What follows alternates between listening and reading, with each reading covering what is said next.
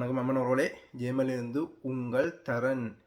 இன்றைய காணொளி மாட்டு இயக்கங்கள் 2009க்கு பிறகு எப்படி எங்கள் மத்தியில் எங்கள் மக்கள் மத்தியில் புகுந்து எல்லாத்தையும் சிதைக்கிற வேலையை நாங்கள் ஒரு தனி நாட்டுக்காண்டி போராடினவர்களை ஃபுல்லாகவே மழுங்கடிக்கணும், அந்த அந்த ஹோப்பை அழிக்கணும்ன்றதுக்காண்டி எப்படியெல்லாம் அந்த பலம் வாய்ந்த பக்கத்து நாடும் இலங்கை புலனாய்வுத்துறையும் எவ்வளவு தூரம் எவ்வளவு சிந்திச்சு பிளான் பண்ணி காய நகர்த்துறார்கள்.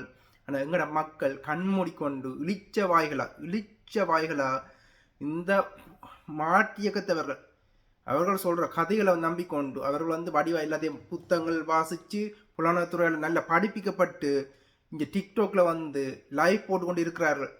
டிக்டாக் மட்டும் இல்லை, இங்கே அமைப்புகள் வச்சு கொண்டு இருக்கிறார்கள். அதில் சில பேர் உண்மையான போராளிகள். இறுதிக்கட்டத்தில் அவர்கள் நிக்காட்டியும் தளபதிகளாக இருந்த சில போராளிகளையும் அதுக்குள்ள சேர்த்து கொண்டுதான் இந்த நடவடிக்கை நடக்கப்பட்டிருக்கு. இதால தான் மக்கள் ஒன்று வேலைக்கு போகிறது, படுக்கிறது, செலவம் கதைக்கிறது, டிவி பார்க்குறது திரிகிற மக்கள்கிட்ட பல பிரச்சனைகள், இங்கே வெளிநாட்டில் பல பிரச்சனைகளை எதிர்கொண்டிருக்க மக்களால் இதை வடிவ பூந்து கவனிக்க இயலாது.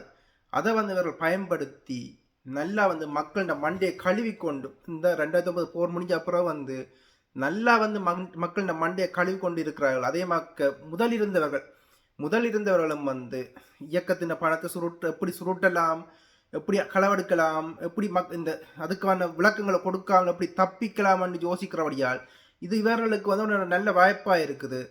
எதிரியானவனுக்கு நல்ல வாய்ப்பாக இருக்குது. எல்லா கல்லர்களையும் பயன்படுத்தி கொண்டு இந்த இனத்தை நாசமாக்கி கொண்டு இருக்கிறார்கள். எங்களோட அடுத்த சமுதாயத்துக்கு எங்கட கடமை உண்மையில கடத்துறது. இதில் இந்த நேரலில் கதிரண்ணா மாட்டு இயக்கங்களும் இது இப்போ சுவிஸில் நடக்கிற விடயம் ஒரு குழு மோதலண்ட தெளிவாக விளங்கப்படுத்துகிறார். வடிவாக கேளுங்கள், நிதானமாக சிந்தியுங்கள், கேட்ட அப்புறம் நிதானமாக சிந்தியுங்கள், உண்மை இருக்காண்டு சிந்திச்சு பழகுங்கள், அதையும் பார்க்க மேலே சிந்தியுங்கள். அப்படின்னுத்தான் உங்களோட ரத்தத்துக்கு நீங்கள் உண்மையானவர்கள் என்ற அர்த்தம். இப்போ கேட்போம், கதிரண்ணா சொன்ன விடயத்தை கேட்போம். நேற்று உண்மையான சங்கீதனோட பழகின அனுபவங்களை பற்றி கதிரண்ணா பல பகிர்ந்திருந்தார். அதோட நேற்று அந்த வீடியோ போட்டிருக்கேன் பாருங்க. இந்த தளத்துல ஏமன் தமிழ் தரம் தமிழ் யூடியூப் டிக்டாக் தளத்துல அந்த வீடியோ இருக்கு, போய் பாருங்க. நாங்கள் 6 வருஷத்துக்கு முதலே சொல்லியிருந்தோம் இயக்கத்துக்கும் இதுக்கும் தொடர்பு இல்லையாண்டு. இப்போ ஐவிசியில் இப்போ அதைத்தான் இப்போ ராஜ் தேவிட் அவர்களும் இப்போ சொல்லி கொண்டிருக்கிறார். இன்றைக்கு நாங்கள் சொன்ன உண்மையில் இப்போ வழியால் வர்றதும் ஒரு மகிழ்ச்சியான ஒரு தருணமாக இருக்குது. அது இயக்கத்துக்கு அது எங்களுக்கு மகிழ்ச்சி இல்லை, அது இயக்கத்தின் மேலே வைக்கப்பட்ட அவதூறை துடைக்கிற ஒரு விடயமாக இருக்குது. இயக்கம் நடத்த விடயத்தை வங்கள் தமிழ்நாட்டு அரசு கட்சி தலைவர்கள் போன்றாக்கள் எல்லாம் மன்னிப்பு கேட்டு கவலைப்படுத்தி கொண்டிருந்தவ. அதை இப்போ இதன்ற விடயங்களா இது இருக்கு. மற்றதான உங்கள்கிட்ட கேட்க வேணுங்கிறதுனா இப்போ பல மாட்டு இயக்கத்துக்காரர்கள் இப்போ தங்களை விடுதலை புலிகளை காட்டிக்கொண்டு கொமாண்ட் எழுதி கொண்டு அங்கே உதவி செய்கிறேன்னு சொல்லிக்கொண்டு என்று பல பேர் பற்றி இதெல்லாம் இதில் பற்றி எப்படி நீங்கள் இதை பார்க்குறீங்க? மாட்டு இயக்கத்துக்காரர் இப்போ எப்படி என்ன அவர்களுக்கு எப்படி என்ன அந்த பூனியல் எப்படி புலியாக மாற முடியும்? நல்லது தரன். ஒரு மிக பெரும் ஒரு உண்மையான விடயங்களும் இந்த குழப்பங்களுக்கு பின்னாலே இருக்கிற கருப்பாடுகளை மிக துல்லியமாக கண்டறிஞ்சிருக்கிறேன். இன்றைக்கு நாங்கள் அதை பற்றி பேசுவோம். முதல்ல 2ஆம் தேதி 8ஆம் மாதம் 2025 சுவிஸ் நாட்டில் நடைபெறுகின்ற எங்களுடைய தலைமகன் அவர்களுடைய அந்த நினைவு நாள் என்பது அது குலத்தில் இருக்கிற மக்கள் நீங்கள் புரிந்து கொள்ளுங்கள். நீங்கள் எல்லோரும் புலம்பெயர் தேசத்தினுடைய அடையாளங்களோடும் ஏதோ ஒரு வகையில் உங்களுடைய பிள்ளைகள் அந்த நாட்டில் கடவுச்சீட்டுக்களை பெற்றுக்கொண்டு அவர்கள் சுதந்திரமான ஒரு வாழ்வை அவர்கள் வாழ்கின்றார்கள். அந்த வாழ்கின்ற இந்த இளையோர்கள் வடக்கு கிழக்கில் இருக்கின்ற சிறார்கள், இன்று உருவெடுக்கின்ற சிறார்கள், இனி அவர்களுக்கு பின் வரப்போகின்ற தலைமுறை, இந்த தலைமுறைகளை நாங்கள் எப்படியாவது கௌரவங்களோடும் கண்ணியங்களோடும் இந்த பூ உலகில் வாழ்கின்ற ஒவ்வொரு மனிதனும் அவர்களுடைய சுய நிர்ணய உரிமையை சுவாசிக்கின்றார்களோ அதே போல் அவர்களும் சுவாசிக்க வேண்டும்.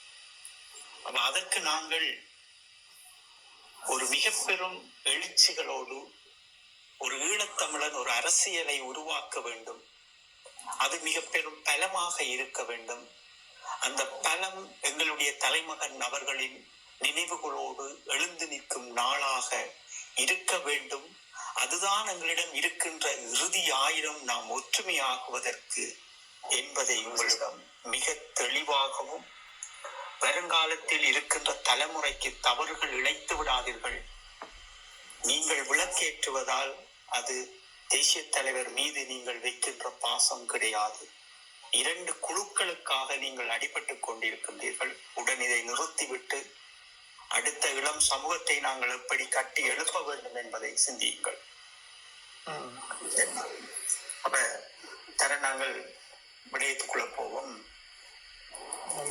இந்த மாற்றியக்கத்துல இருக்கிறவர்களினுடைய செயல்பாடுகள் இந்திய ரோவினாலும் இலங்கையினுடைய புலனாய்வுத்துறையினாலும் எப்படி அது கையாளப்படுகிறது என்பதை நாங்கள் முதலில் பார்ப்போம். அப்ப நாங்கள் நேற்று உரையாடியது போல்தான் இந்த எலெக்ஷன் துடைத்தலுக்கு பின் இருக்கின்றவர்கள், அதில் இந்த ஒரு குறிப்பிட்ட இளையோர்கள் இணையதளங்களில் பேசக்கூடியவர்கள், எது என்றாலும் உடன் அதை விவாதிக்கக்கூடியவர்கள் என்கின்ற இடங்களில் இருப்பவர்களுக்கு இந்த புல்லுருவிகள், இந்த மாற்றியக்கத்தில் இருந்தவர்கள் அவர்களுக்கு மெதுமெதுவாக ஊசை ஏற்றுவார்கள். எப்படி ஏற்றுவார்கள் என்றால், இது தவறான விடயம், இவர்கள் போர்க்களத்தில் இருந்து எப்படி மிகுதியானவர்கள் வந்தார்கள், ஏன் தேசிய தலைவர் அவர்களை விட்டு வந்தார்கள் என்கின்ற விதிமுறைகளை போராளிகளாக இருந்தவர்களே குழப்பின்படி அவர்களுக்குரிய அந்த வார்த்தை பிரயோகங்களை அவர்கள் மேல் வீசுவார்கள்.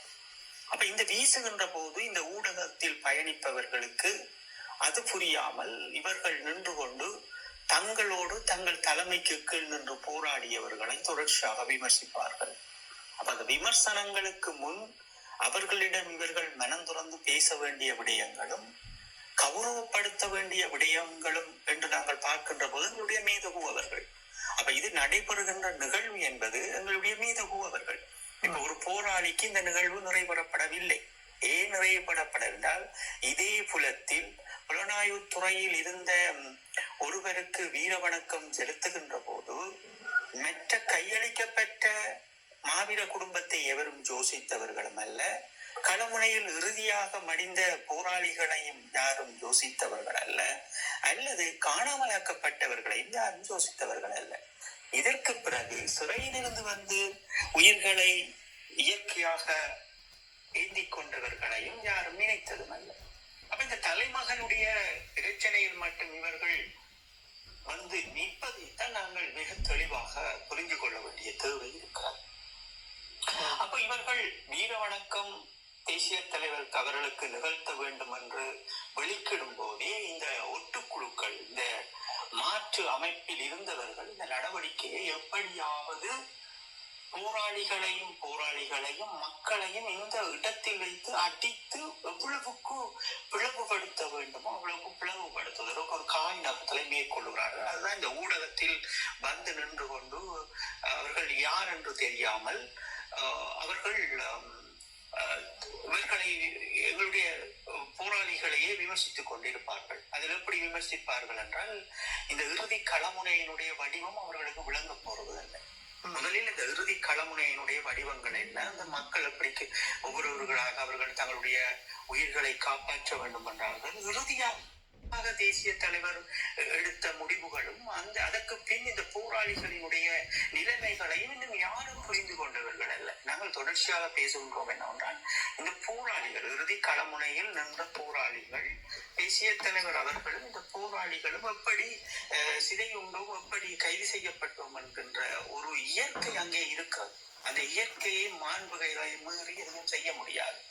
இப்ப தேசிய தலைவர் அவர்களால் எங்களுடைய அமைப்புகளால் தலைமை செயலகத்தினால் பயிற்சி முடிந்த பின் குப்பிதகடு கொடுக்கப்படுகிறது.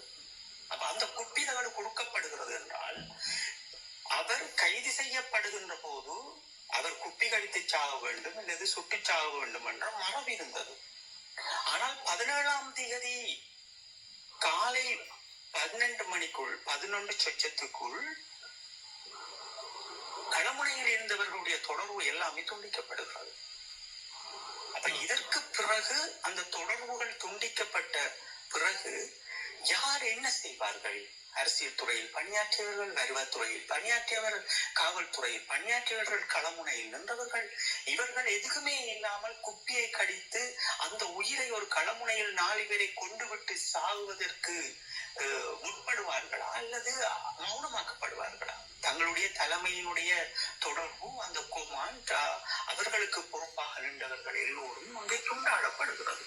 இந்த துண்டாடலின் பிறகு அங்கே நிற்பவர்கள் என்ன செய்வார்கள் என்று இந்த களமுனையில் நின்றது போல் தாங்கள் 10 வருடம் 20 வருடங்கள் போல் போராடியது போல் ஒரு மாயையை ஊடகத்தில் காட்டிக்கொண்டு இந்த போராளிகளை விமர்சனம் செய்கின்ற அந்த நபர்களின் ஊடாகத்தான் இவர்கள் அவர்களுக்கு மெதுவாக இந்த ஊசியை ஏத்தி கொண்டே இருக்கிறார்கள். அப்ப இவர்களும் அதில் நின்று யார் என்று தெரியாமல் விமர்சித்துக் கொண்டு கத்திக்கொண்டு செல்வார்கள். இவர்கள் மீண்டும் இவர்களுக்கு மேல் ஏறி அடிப்பார்கள். அடித்து அவர்களை குடும்பத்தையும் இழுத்து இதையும் இழுத்து அவமானப்படுத்தி சொல்வார்கள். அப்ப இந்த களமுனையினுடைய நிலைமை என்ன? அப்ப களமுனையினுடைய நிலைமையில் இருக்கின்ற போது எப்பப்போது கொத்து குண்டுகள் பாவிக்கப்பட்டது, எப்பப்போது நஞ்சு குண்டுகள் பாவிக்கப்பட்டது. இதுதான் நாங்கள் இந்த தோல்விக்கு, ஐக்கிய நாடுகளுடைய சபையுடைய தோல்விக்கு நாங்களே காரணம். இந்த மாற்று இயக்கங்களை சேர்ந்தவர்களா? அப்ப அவர்கள் குழப்ப வேண்டும் என்றால் இவர்கள் என்ன செய்வார் என்றால், நீ நச்சு குண்டடிக்கக்கூடிய சாகல, நீ ஏன் கொத்து குண்டடிக்கும் போது சாகல, எப்படி வந்தா என்பதை கேட்பார். களமுனையினுடைய விதிமுறைகள் இருக்கிறது. அப்ப ஒரு 4 பகுதியை சேர்ந்த அந்த பாகங்களில் இருந்து வந்த மக்களினுடைய ஒன்று சேரலும், படையணிகளுடைய ஒன்று சேரலும், அதற்கு முதல் எடுக்கப்பட்ட நடவடிக்கைகளும் விடுதலை புலிகளால் இருக்கிறது. அப்ப பாகங்களாக மக்களை அனுப்பிய விதங்களும், போராளிகளை புதிதாக வந்தவர்களை பெற்றோரிடம் கையளிக்கப்பட்ட விடயங்கள் என்று இப்படி பல விடயங்கள் இருக்கிறது. ஆனால் இங்கே இந்த மாற்றியக்கத்தை சேர்ந்தவர்கள் இந்த போராளிகளை அவமதிக்க வேண்டும் என்பதற்காக இப்படியான நிகழ்வுகளை முடிவெடுத்து செய்கின்ற போது இங்கே அது ஒரு மிக பெரும் ஒரு வலியான வார்த்தைகளை ஊடகங்களில் அவர்கள் வித்துக் கொண்டு செல்லுகின்றார்கள். அப்ப இதைத்தான் நாங்கள் எப்போதும் சொல்லுகின்றோம் என்னவென்றால், இந்த நிகழ்வுகளை நடத்துவதற்கு முன் அந்த மாண்பு மீத்த எங்களுடைய மிக பெரும் பிதாமகர், எங்களுடைய இராணுவ தந்தை அவர்களுடைய கௌரவங்களை நாங்கள் கட்டி காத்திருந்தால் இங்கே யாரும் இதை பேசுவதற்கு நாங்கள் விட போறது கிடையாது. இதுதான் இங்கே இருக்கின்ற ஒரு முக்கியமான விடயங்களாக நாங்கள் பார்க்க வேண்டும். அப்ப இங்கே நாங்கள் தவறி நின்று கொண்டு தேசிய தலைவர் அவர்களுக்கு 4 சிவத்துக்குள் வீர வணக்கம் செலுத்த வேண்டும் என்று நிற்பதால் தான் இந்த மாற்றியக்கத்தை சேர்ந்தவர்கள் எல்லாம் வந்து இன்று இவ்வளவு அவமானத்தை எங்கள் தலைமகன் அவர்களுக்கு தேடிக் கொடுக்கின்றோம் எங்கள் ஊடாக என்பதுதான் இங்கே நாங்கள் பார்க்க வேண்டிய தேவை இருக்கிறது. இவர்கள் எல்லாம் என்ன நினைக்கிறார்கள் என்றால், துவாரகாவினுடைய அன்னைக்கு எதிராக நான் கொளுத்தியே தீர்வன் என்று நினைக்கிறார்கள். நான் உங்களுக்கு எப்பவும் சொல்லுவது போல்தான் இது ஒரு அயோக்கியத்தின் ஒரு கோழையினுடைய ஒரு முடிவு. இவர்கள் தானே நம்ம முந்தி ஒன்றா இருந்து நிதி சேர்த்தவர்கள் சுவிஸ் அரசாங்கம், சுவிஸ் தொலைக்காட்சி எல்லாம் சொன்னபடியா ஒன்றா இருந்தவர்கள்லாம் பிரிஞ்சு இப்ப இந்த காசு பிரச்சனையாக பிரிஞ்சு மற்ற கேங்ஸ் இந்த 2 குரூப்பா பிரிஞ்சிருக்கிறாங்க. அவர்களுக்கு இருக்கிற போட்டி, நாற்காலி போட்டி தான் இதுக்கான காரணம். இது அப்படி வெளிப்படையா தெரியுது இல்லை. ஏன்னா நான் போன வருஷம் போட்டிருக்கிறேன் ஒரு வீடியோ. இந்த போன வருஷம் வீடியோவிலேயே இவர்கள் இந்த வருஷம் செய்வார்கள் என்று போன வருஷம் அறிவிச்சிருக்கிறார்கள்.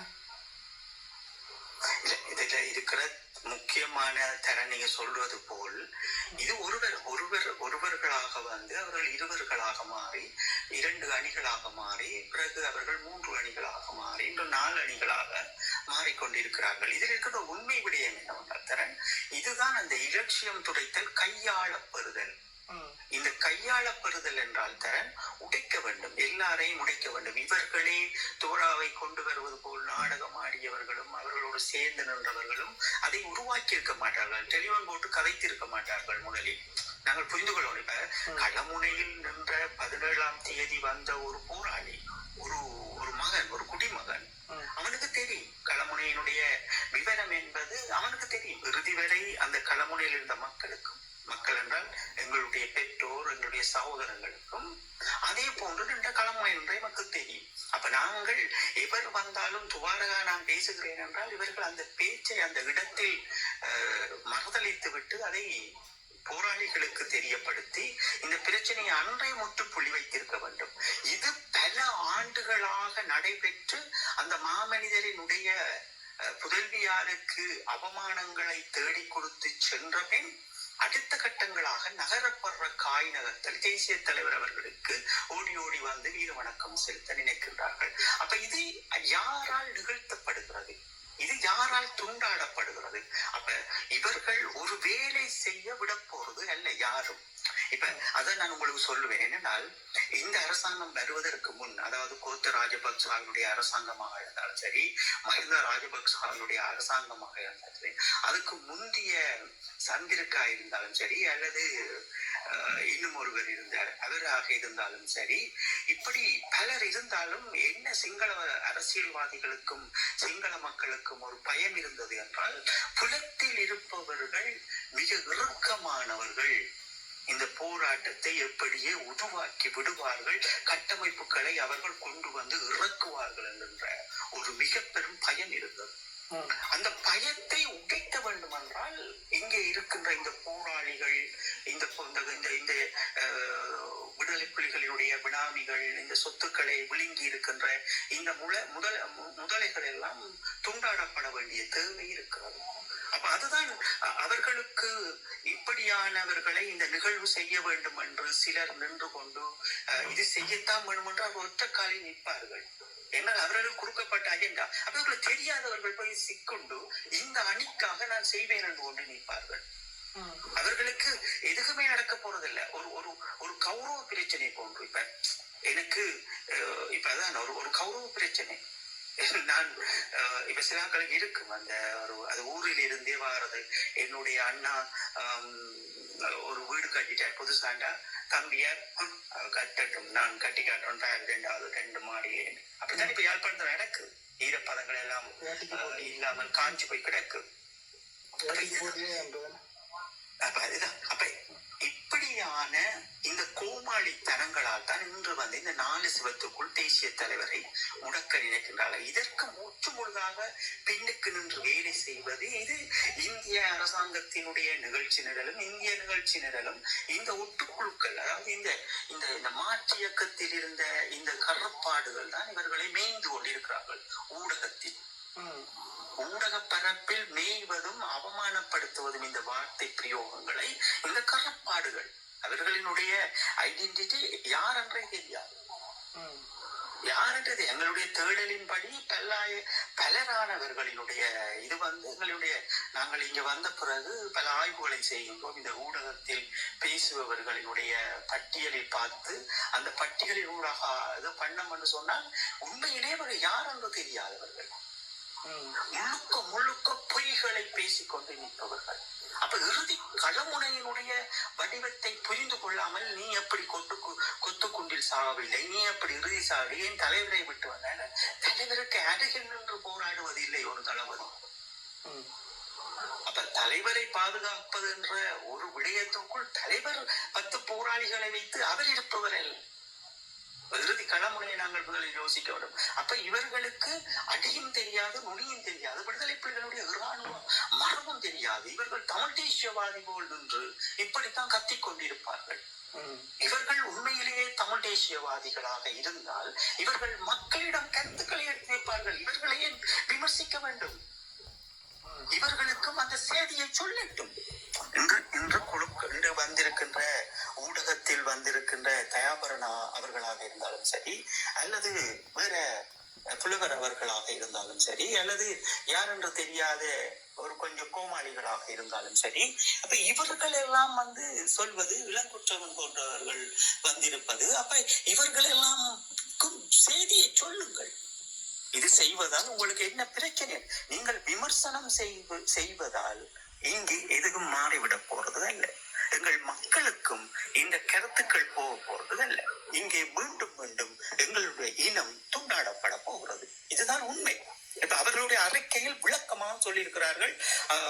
விடுதலை புலிகளினுடைய தலைவரினுடைய மகனம் அப்படி என்று வைத்து சொல்லியிருக்கிறார்கள். அதற்கு பிறகு துவாரகா கொண்டு வந்தது மோசடி. இதற்காக நாங்கள் விளக்கேற்றுகின்ற ஒரு இது ஒரு அயோக்கியத்தனம். ஒரு இந்த களமுனையினுடைய வடிவங்களும் அந்த வடிவத்திற்கு ஈடு கொடுத்தவர்களும் களமுனைகளில் பெரும் சாதனை படைத்தவர்களும் இன்று வந்து இதற்குள் சிக்கப்பட்டுக் கொண்டு ஒரு முடிவெடுக்காமல் இந்த பேராசைகளுக்கு மீண்டும் ஊடகங்களில் வந்து தங்களுடைய குடும்பங்களையும் பிள்ளைகளையும் அவமதிக்கின்ற அளவிற்கு இவர்கள் காய் நகர்த்துகின்றார்கள். அப்ப அதுதான் நாங்கள் மிக தெளிவாக இருக்கின்றோம் என்றால், ஒட்டுமொத்தமாய் நாங்கள் யாரையும் விமர்சிக்க வேண்டிய அவசியம் இந்த தருணம் அல்ல. இது பகைவனுக்கு ஒரு மிக பெரும் தருணம். அவன் சந்தோஷமாக அடுத்த கட்டம் நகர்வது எப்படி என்கிற பிளான் அவன் போட்டுக்கொண்டே இருப்பான். இதுல வச்சிருந்தே அடுத்த காய் நகரத்தில் எப்படி இருக்க போகுதுன்றது தெரியும். இவர்கள் விளக்கேற்றி முடிய 2 டீமாக திருப்பி அடி வருவார்கள். ஒரு டீம் எப்படி அடி வருவாங்க, நீ விளக்கேற்றினதான் எங்களால தேசியத்தை எடுத்து கொண்டு போயிடலாம் இருக்குது என்ற ஒரு மாயை. அந்த விழுந்து மீசைகள் மண்ணொட்டாமல் ஆடத் தெரியாதவனுக்கு மேடை சரியில் இருந்தது போல் இந்த கதைகள் இனி வரும். இதற்கு இவர்கள் இவ்வளவு பேருடைய குடும்பத்தையும் பிள்ளைகளையும் அவ்வளவு பேரையுமே இவர்கள் சுத்திகரிச்சு ஒரு ஒரு அயோக்கியத்தனமான வார்த்தைகளை பேசி இவர்களை ஓரங்கட்டுவார்கள். இவர்களும் ஓரங்கட்டிய தீரப்படுவார்கள். அதுதான் இயற்கை. செய்பவர்கள் அவ்வளவு பேரும் ஊரங்கட்டுவார். அதை நாங்கள் மக்களுக்கு முன்பே சொல்லுகின்றோம் என்றால், உங்களுடைய பிள்ளைகளையும் நீங்களும் அந்த இடத்தில் போய் நின்று அந்த மாமனிதருக்கு விளக்கேற்றோம் என்று சொல்லிக்கொண்டு நீங்கள் வீடியோ போட்டு படங்கள் போட்டு காட்டீங்கள் என்றால் உங்களுடைய அந்த இனி வருகின்ற அந்த நாட்களில் உங்களுடைய குடும்பம் ஒதுக்கி வைக்கப்படும். என்றால் எங்களுக்கு தெரியும் ஒவ்வொரு விடயமும். நாங்கள் எங்களுக்கு தேசிய தலைவர் அவர்கள் கற்பித்து தந்த இந்த இலட்சியம் துடைத்தல் போய் நீங்கள் வீடியோக்குள்ளே வந்தீங்க என்றால் இந்த இனத்துக்கு வரலாற்று துரோகம் செய்தவர்கள் என்ற பட்டியலில் நீங்களும் இடம்பெற போறீங்க. உங்களுக்கு தெரியாமல் செய்தாலும் அந்த பட்டியலில் படங்கள் ஆதாரங்களாக இருக்கும்போது வருங்காலத்தில் உண்மையால் வெளியால் வரும்போது நீங்கள் வந்து அம்பலப்பட போறீங்க. இதற்கு பிறகு என்ன நடக்க போகிறது என்பது ஒரு நாள் இயற்கையாகவே வடக்கு கிழக்கில் இருக்கின்ற இளையோர்கள் ஒரு அரசியலை உருவாக்குகின்ற போது அவர்களுக்கு ஒரு சக்தி தேவை, ஒரு முற்றுப்புள்ளி தேவை. அந்த முற்றுப்புள்ளி தான் இந்த நிகழ்வு. அப்ப நீங்கள் அதை ஒழுங்கமைப்பு செய்து அவர்களிடம் கையளித்து கொடுப்பதுதான் நீங்கள் தேசிய தலைவரோடு நின்றதற்கும் தேசிய தலைவரோடு அணியில் பயணித்ததற்கும் நீங்கள் விடுதலை புலிகள் என்று மார்பு தட்டுவதற்கும் அதுதான் உங்களை ஒரு மிக பெரும் சக்தியாக, உங்களை ஒரு மிக பெரும் நல்ல மனிதர்களாக காட்ட வேண்டிய இடமாக நான் கதிராகிய நான் பார்க்கிறேன். அப்ப உங்களோடு இணைந்து நின்று கொண்டு இந்த ஒட்டுக்குழுக்களில் இருந்த ஒட்டுண்ணிகள் உங்களை பிரித்தாழ்வதற்கு நீங்கள் இடமளித்து இன்று ஊடக பரப்பில் அத்தனை பேரும் இவ்வளவு அவமானங்களை போராடியவர்களுக்கு தருகிறார்கள் என்றால் நீங்கள் எல்லாம் யார்? போராடும் போது எங்கே போனீர்கள்? ஊடகத்தில் நின்று இன்று விமர்சனம் செய்கின்றவர்கள் எல்லோரும் எங்கே போனவர்கள்? இறுதி களமுனையில். சரி, தேசிய தலைவர் அவர்கள் பூநகரி சண்டையை பிடித்து கொடுத்தார். நீங்கள் 5000 பேர் இணைந்து தமிழகத்தை பெற்றிருக்கலாம். ஆணையரவை பிடித்து கொடுத்த 5000 பேர் சேர்ந்து நீங்கள் குடித்து இருக்கலாம். அதை விட முல்லைத்தீவை அண்ணா பிடித்து கொடுத்த இன்னும் நீங்கள் செய்திருக்கலாம். அப்ப சப்ஜி 1 சப்ஜி 2 அடித்து நோரைக்கு கொண்டு போய் இந்த இடத்தில் விட்டுட்டு வந்த போராளிகளினுடைய தியாகங்கள் அந்த நேரம் விட்டுக்க கூட நீங்க வந்து சேர்ந்திருக்கலாம். 2000 பேர் எல்லாரும் நாட்டை விட்டு ஓடி ஓடி ஓடி ஓடி வந்தீங்க. இறுதியாகவும் எங்கிட்ட அரசியல் துறை போராளிகள் கையிழந்தவர்கள் காலிழந்தவர்கள் ரத்தம் வட்டி வடி கள்ளமுனையில நின்றுட்டு இங்க நின்று கொண்டு கள்ளமுனையில நிப்பினம் போராளிகள் காயப்பட்டோடனே அந்த பச்சை காயத்தோட அந்த தண்ணி தேசம் எங்கும் எங்கட போராளிகள் சாப்பாடு தண்ணி இல்லாம நான் களமுனையில என்று வந்துட்டேன் வந்து சேரு பிச்சை எடுத்த பொடியங்கள் இருக்கிறார்கள். நீங்க பெரிய உத்தமர்கள் போல தேசிய தலைவருக்கு விளக்கு கொடுத்துறத நினைச்சு கொண்டு நீங்கள் செய்யறதெல்லாம் ஊடகத்துல பேசுறதெல்லாம் சரி என்று பேசாதே. அப்ப எங்களுடைய இனத்தை நீங்க அங்க தோற்கடிக்கிறீங்க. நான் ஏன் இதை பேசுவதை புரிஞ்சு கொள்ளுங்க. எங்களுடைய மாமனிதரை நீங்க தோற்கடிப்பது இதுதான். அவர் கண்ணால பார்த்து கொண்டு உயிரோடு இருந்து கொண்டு அந்த வழியை நடத்தி அந்த மேலவு அவர்களும் அந்த ரத்தம் வடிய அந்த களமுனையில் நின்று இறுதியாக நின்று உயிரோடு இருக்கிற போராளிகளை விமர்சிக்கிற அளவு உங்களுக்கு எங்கே இருந்தது துணி வந்தது? அடுத்தவன் பிள்ளை குப்பி கடித்து சாக வேண்டும் அல்லது அடுத்தவனுடைய பிள்ளை சாக வேண்டும், நீ உயிரோட வாழ்ந்தா உன்னுடைய மனநிலம் எங்கே இருக்கிறது? உன்னை யாரா ஆட்டி படைக்கிறார்கள்? இதுதான் நாங்கள் சொல்லுகின்றோம். எதிரியானவனுக்கு சந்தோஷமான விடயங்களை நீங்கள் ஊடக பரப்பில் நின்று செய்து கொண்டிருக்கிறீர்கள். அவன் இதில் வைத்தே இப்படியே அடுத்தடுத்த காயை அவர்கள் நகர்த்திக் கொண்டே இருப்பார்கள். இதுக்கு ஒரு முற்றுப்புள்ளி வையுங்கள். அப்ப நாங்கள் அதுதான் தரன் தொடர்ச்சியாக நாங்கள் பேசிக் கொண்டிருக்கிறோம். என்னவென்றால் இந்த களமுனைகளினுடைய நிலைமைகள் அன்றைய காலங்களில் போராளிகள் ஒரு திக்குமுக்காடிய நிமிடங்கள், அதாவது 17ஆம் தேதி மத்தியானத்துக்கு பிறகு 11 சொச்சத்துக்கு பிறகு எங்களுடைய களமுனை உடைத்த பிறகு அதுல இருந்து ஒடிஷா உடைபடுறது. அதுக்கு பிறகு கிட்டத்தட்ட எத்தனையோ மில்லியன் கோடி செலவழித்து ஒரு 800 அந்த மீட்டருக்குள் 1 கிலோமீட்டருக்கு உட்பட்ட பரப்புக்கும் அவள் எத்தனையோ மில்லியன் இலங்கை ரூபி செலவழித்து பெரும் குண்டுகளாலும் எல்லாத்தையும் கொண்டு போய் சிதைத்து அடித்து அதை புகமண்டலமாக ஆக்கிவிட்டு எந்த தொடர்புகளும் அற்று அதை பார்த்து குமுறிய மக்களும் அதை பார்த்து குமுறிய போராளிகளும் அந்த காட்சியை பார்த்த போராளிகளுக்கும் அவர்கள் ஏன் வீணாக குப்பி அடிச்சு சாகுவார்கள்? ஒன்று எதிரியோடு நின்று போராடி சாக வேண்டும். இதற்கு முதலே கிளிநொச்சி விட்டு 1ஆம் மாதத்துக்கு பின் விடுதலை புலிகளினுடைய தலைமை செயலகத்தால் ஜூனிப்பம் போடக்கூடாது, மக்களுக்கு இதை பார்த்து மக்களிடம் குண்டுகளை போடும்போதும் மக்கள் குண்டுகளால் கொல்லப்படுவார்கள், காயப்படுவார்கள் என்ற இதற்கே மிக பெரும் ஒரு வரலாற்றை ஒரு ஒழுக்கத்தை நெறிப்படுத்திய மனிதர். அப்ப இதெல்லாம் உங்களுக்கு தெரிய போறது கிடையாது. நீங்கள் ஊடகத்திலிருந்து பேச போறதும் கிடையாது. ஏன் நீங்க களமுறையை பற்றி உங்களுக்கு தெரியாது. அதான் சொல்ல, போராளிகளை நீங்கள் அவமதிக்காதீர்கள். நீங்கள் இவர்களிடம் இன்றைக்கு இளங்குற்றவன் அவர்